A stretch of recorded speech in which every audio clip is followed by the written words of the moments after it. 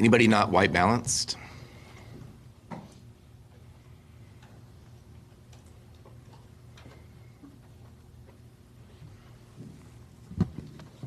That out of the way.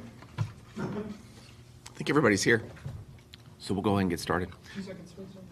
We're just live transmitting. No worries. While you're transmitting, I'll just go over what we're going to do today. A little quick run of show. No video or audio on the TV today, but we do have a bunch of pictures we want to show you. Some really cool stuff of some busts that we made recently. Immediately following the press conference, we'll put this stuff on YouTube, and you all can steal the slides from there per usual. In just a minute here, I'm going to turn it over to the Chief of Police, who's going to run the entire presser. Then we'll open it up to questions. Does anybody have any questions of me before we get started? Is anybody not ready to go? Sound okay with everybody? Okay, with that being said, I'll turn it over to the Chief. Chief.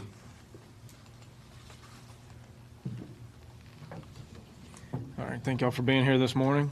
Going to go through a crime overview and then give you a feature on like Matt said, on a pretty big operation that we had to take down a chop shop that I think you all in the community would be interested in. So, all right, here's our updated numbers as of March 2nd.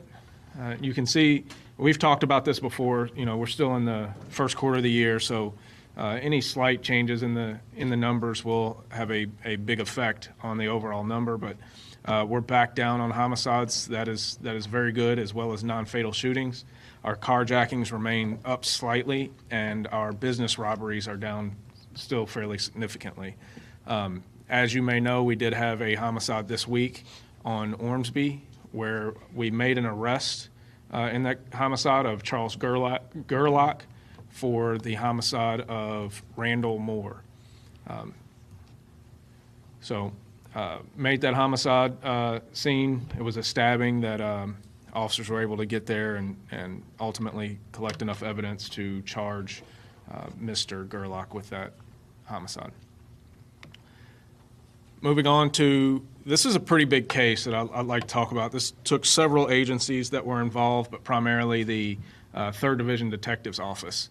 And this ended up being multiple search warrants, at least 4 different locations that search warrants were executed on, dealing with chop shops around the city. Recovered approximately parts from 25 separate vehicles and over a value of over $650,000. We know that these were being stolen from multiple states, dismantled, at least 4 separate states, as well as Canada, some of these cars showed up from. They were being dismantled. Detectives were able to use old school detective work along with new technology like Flock to find this location and start to identify some of the people involved. It really does show the intersection of good human-led intelligence and detective work married with technology in order to break up this theft ring. And these are just some of the vehicles that were recovered. And like I said, it was about $650,000 worth of property. Involved numerous agencies coming out of numerous states. We also, as part of that, not just recovered stolen cars, but we recovered multiple guns, 9 guns in total. As part of this investigation, at least 2 of those had been reported stolen. One of the things you see there also is we recovered a key reprogramming device. So it's something that we know that thieves have been using for a while to reprogram key fobs and steal cars. We also recovered a small amount of narcotics out of this case. We had made the announcement previously. I think we did it on a social media release about the arrest of 4 separate people. They were charged with a litany of crimes, from engaging in organized crime, trafficking in stolen vehicle parts, receiving stolen property, as well as firearms possession and obscuring the identity of a machine. These are the 4 original arrests, and their names are Joseph Probus, William Hutchins, Amanda Guerrero, and Alexis Goodman. And I am proud to say that as of this morning, we have arrested another suspect on this case, Andres Gonzalez.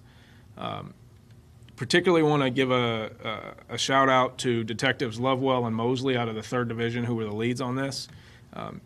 I want this to be a clear message to the community that we are going to take care of these problems.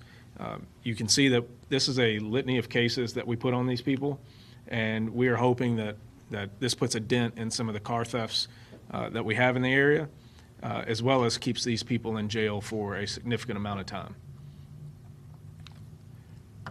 One slight update that I'd like to give is the 4th Division. Most of you know the 4th Division had been located in Central Park for as long as I can remember.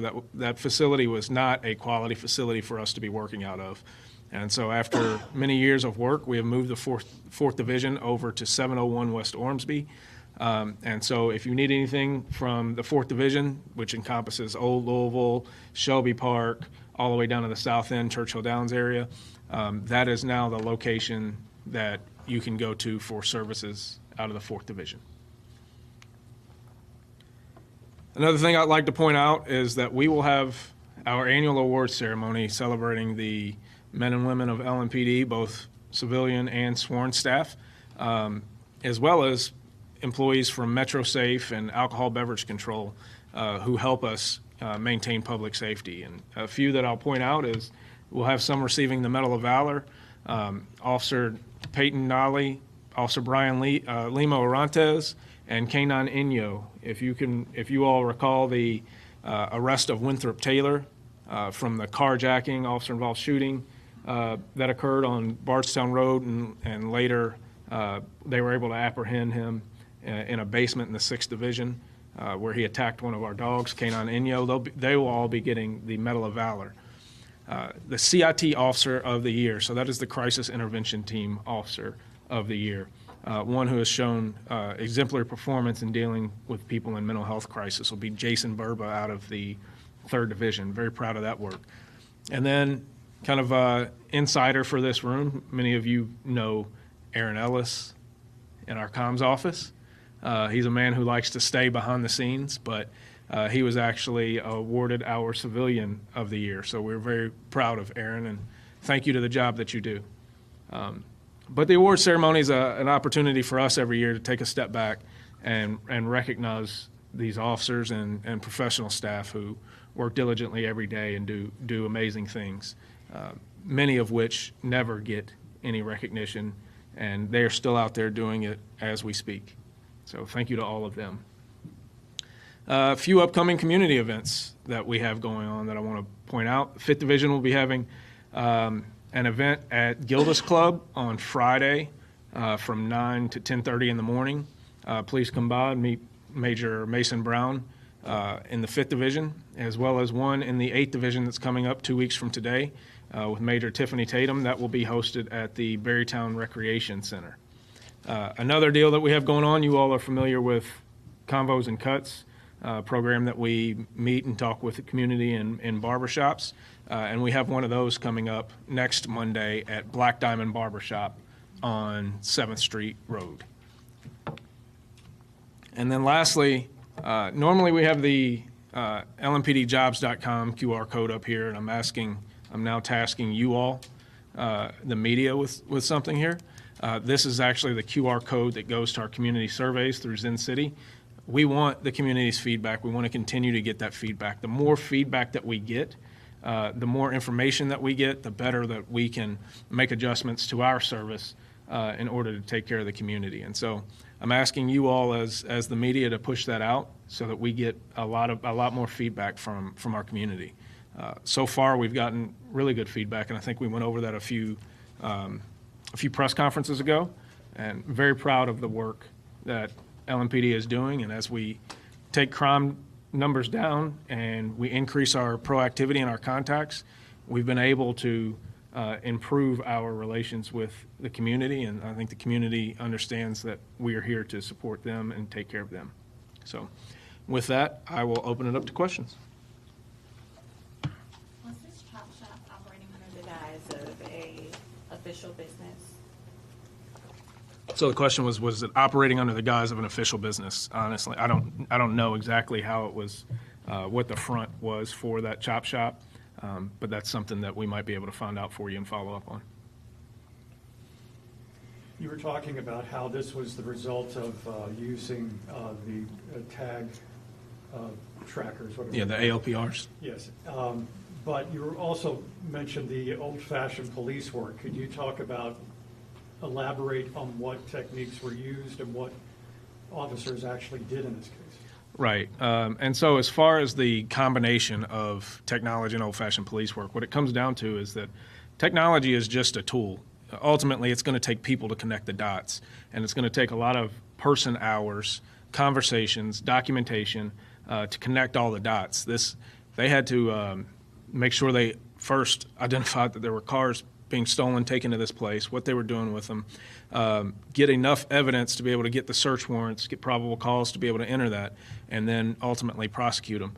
And then you're talking about processing all of these vehicles, all of these vehicle parts, interviewing witnesses, interviewing suspects, tracking down how these cars might be getting stolen, or not just stolen, but then chopped up and resold. This is a large-scale operation that took a lot of groundwork by those detectives. It also took a lot of communication. This obviously isn't in just one division. While the 3rd Division detectives were the lead, this spanned across multiple divisions within LMPD, involved multiple units within LMPD, and involved communication with several other agencies as well. So I'm very proud of that work. Can you again describe how this chop shop was working? They were bringing in stolen vehicles and doing what with them? So basically what they do in these chop shops is they bring in stolen vehicles and then they break it. They were actively in the process of literally chopping these cars up into separate parts. And then they sell the parts individually for the profit as opposed to selling the entire car. Makes it much more difficult to track once you've broken that up into parts. And so that's basically how that was working. Carjackings aren't necessarily a new thing here in Louisville. How much do you think that, carjackings across the city and having chop shops kind of are related to each other? Like, do they kind of, the more carjackings you have in a city, there are more chop shops maybe, or is there any correlation there? As far as the correlation between carjackings and chop shops, I've not seen any evidence that there's a correlation there, especially when you're talking about, they're doing things like reprogramming key fobs and stuff. That doesn't involve carjackings, which is a violent crime, but it would not surprise me if some of these cars were taken in carjackings. Like I said, they were stolen from at least 4 other states besides for Kentucky. So they were coming from all over the place in order to do this. And so I would expect those were traditional car thefts as opposed to a carjacking. How many of the cars have been tracked to thefts in Louisville Metro? I'm not sure how many cars were stolen from Louisville Metro. We can probably get that number for you, though. There's an address in the arrest warrant. It was 10106 Mitchell Hill Road. What's the connection of that address to this chop shop? As far as the connection between each specific location, I can't tell you. That's pretty detailed into the investigation of what was happening at each location. I don't know if that was one of the chop shop locations, a residence of one of the suspects involved, but ultimately they were able to connect all 4 of those locations together as being involved in this theft ring. Were there certain types of cars they were bringing in? There was a lot of high-end cars and a lot of trucks. There were several, just, you look at those pictures, there was probably 5 or 10 of those Dodge Rams that they were bringing in, and we'll be able to get those pictures out to you. But you can see a lot of Dodges, right? We've had problems. I think that's an Audi right there, several trucks. So cars that when they're split up, they're worth a lot of money. Do you know what's going into the old 4th Division HQ? So the old 4th Division in Central Park, they're going to have to do some work to that building, but ultimately that's going to be the decision of Parks, and I don't think they've had anything yet. I'm sure that they'll work to make sure that building ends up getting used well for the community. I mean, Central Park is a pretty neat location, and so we need to make sure that building gets used for good use by the community. Can you elaborate on the multiple agencies you're referring to with the chop shop? Who else has been working with you on it? Right, and I know State Police had some work in it. E-Town Police and several other agencies. I think Shively helped us out on that. Henry County Police also, so several agencies from around the region. How prevalent are chop shops across Louisville or across the area? And also, do you, seeing that, Dodge Chargers and Audis, are there any connections between street racing? Oh, the connection between street racing and chop shops, honestly, I don't know that, what that connection might be or if there is any connection. And the prevalence of chop shops, I can tell you these are not the only ones. I can't say that there's 10 or 5 or however many, but I know these are not the only ones, and I have an expectation that this investigation will lead to us discovering more. Do you, at this time, know how much money they may have made off of these? So the cumulative amount of money they made over whatever time they were operating the chop shops, I don't know that. Like I said, the recovered property that we got just out of this was about $660,000 worth. So over $500,000 just in what we recovered here. So you can kind of do the math, and they were making a decent amount of money out of that. What was the Canadian connection you mentioned? I believe at least one of the cars came out of Canada that was stolen up there, but I don't know if the suspects had a direct connection to Canada or not. Can you confirm whether or not this Mitchell Hill Road address is this White Shark Auto Sales business? Do you? I don't know of the specifics on that, but we might be able to follow up with you on what that address is. Anything else? Do these cars go back to the victims? What's the process there? Well, so that's part of the difficulty of dealing with chop shops. You would like to be able to recover those and get them back to the victims, but obviously these are broken up. That's also what makes it difficult to track down these cars. They're in parts. A lot of them aren't usable at this point. So that's something for the court to determine how we ultimately end up dealing with making the victims whole again. Can you, I know you mentioned the departments that you work with here. Are there specific departments in these other states that are connected to this that you can throw out so we can make contact to those at all? I'm not sure on that. We can follow up on whether or not there's departments in other states. Obviously, not all the parts have a serial or a VIN number to know that they're stolen parts. What are some ways that people can make sure that maybe they're not buying stolen parts from a place that they think just has a lot of parts? Really good question about making sure that you're not buying stolen parts.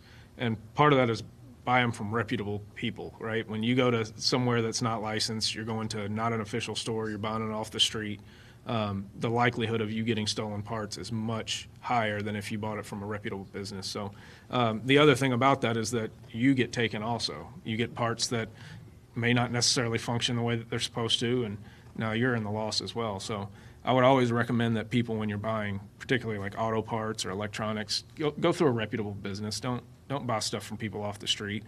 If you are setting up, like Facebook Marketplace exchanges and stuff like that, go to a safe place to do it. You can go to our parking lots at every one of the divisions. We have cameras there, and make sure that you're not getting taken advantage of in those types of things. Last question is going to Addie, and then we're done. I know you said that you're expecting, this could potentially lead to more, but are you expecting any more arrests on this specific chop shop? Any more arrests on this specific chop shop? I'm not sure how many additional suspects they have, but it is my understanding that there may be more arrests. And anyone who's connected to these people might be well served to go ahead and turn themselves in. Thank you all. Appreciate it.